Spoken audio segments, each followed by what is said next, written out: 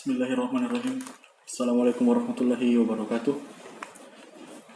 Innal hamdalillah nahmaduhu wa nasta'inuhu wa nastaghfiruhu wa na'udzu billahi min shururi anfusina wa min sayyiati a'malina. Man yahdihillahu fala mudilla lahu wa man yudlil fala hadiya lahu. Asyhadu an la ilaha illallah wa asyhadu anna Muhammadan abduhu wa rasuluh. Amma ba'd. Allah Subhanahu wa taala berfirman, Bismillahirrahmanirrahim. Wal 'asr. Innal insana lafi khusr. Illa allazina amanu wa 'amilus solihati wa tawasaw bil haqqi wa tawasaw bis sabr.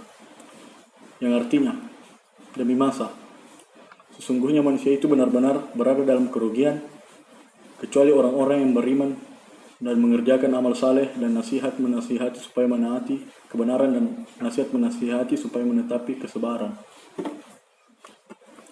Imam Syafi'i pernah berkata, seandainya Allah tidak memberikan teguran atau nasihat kepada hambanya, maka surah ini sudah cukup. Al-Quran terdiri dari akidah, syariah, dan mau'izah, nasihat. Jadi maksud Imam Syafi'i adalah ayat Al-Quran yang mengandung mau'izah. Ada dua konsep waktu dalam surat ini yang perlu kita renungkan. 1. Setiap detik adalah hidup kita yang baru. Waktu walaupun 1 detik adalah kehidupan yang baru bagi manusia. Dengan demikian, kita tidak perlu menunggu momentum untuk berubah maupun mengerjakan sesuatu. Setiap detik yang kita lalui adalah hidup kita yang baru. Jangan mudah menunda-nunda pekerjaan. Di antara kita, banyak yang mau mengerjakan sesuatu ketika ada momentum. Contoh, saya yang akan berhenti merokok kalau saya sudah menikah. Saya akan rajin salat jamaah di masjid ketika saya sudah dikaruniai anak. Tahun depan saya akan berinfak. Saya akan rajin baca Al-Quran. Dan masih banyak yang lainnya. 2. Setiap waktu adalah kerugian. Dalam surat Al-Asr, Allah menggunakan 3 kata takkid atau penguat, yaitu 1. Huruf waw yang berarti sumpah. Pada kalimat 2, wal asr.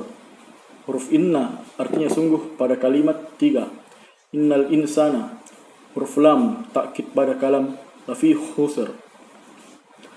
Setiap waktu yang kita lalui adalah kerugian, maka rugilah orang-orang yang merayakan pergantian tahun, berlalunya waktu yang telah lalu dan seterusnya. Dalam surat ini, waktu tidak akan merugi apabila kita manfaatkan dalam 4 hal, yaitu 1. Keimanan. Semua kita sudah menghafal rukun iman yang ke-6, 1-6. Akan tetapi, sudahkah kita menghayati keimanan kita? Salah seorang salaf, Ibrahim bin Adam, pernah berkata kepada muridnya, kalau engkau masih bermaksiat kepada Allah, maka janganlah engkau tinggal di muka bumi ini. Kemudian muridnya bertanya, lalu kita tinggal di mana? Kemudian Ibrahim bin Adam menjawab, kalau kita numpang tinggal di rumah seseorang, kemudian kita melakukan perbuatan yang tidak disenangi pemilik rumah tersebut, sedangkan pemilik rumah tersebut mengetahui apa yang kita kerjakan, maka apakah kita tidak malu untuk tinggal di rumah tersebut? Maka bagaimana dengan Allah yang melihat dan mendengar gerak-gerik kita? 2. Amal soleh. Para ulama tafsir berpendapat bahwa syarat diterimanya amal perbuatan apabila memenuhi 2 syarat, yaitu ikhlas karena Allah SWT dan sesuai dengan yang diajarkan Rasulullah SAW. 3. Tawasu bil haq. Maksudnya adalah saling mengingatkan untuk melaksanakan ketaatan dan menjauhi maksiat. Kenapa Allah menggunakan kata menasihati?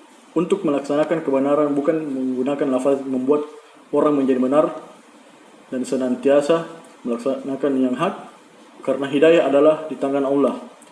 Orang yang menjadi perantara bagi seseorang untuk mendapatkan hidayah, maka kelak di akhirat akan mendapatkan 7 bidadari.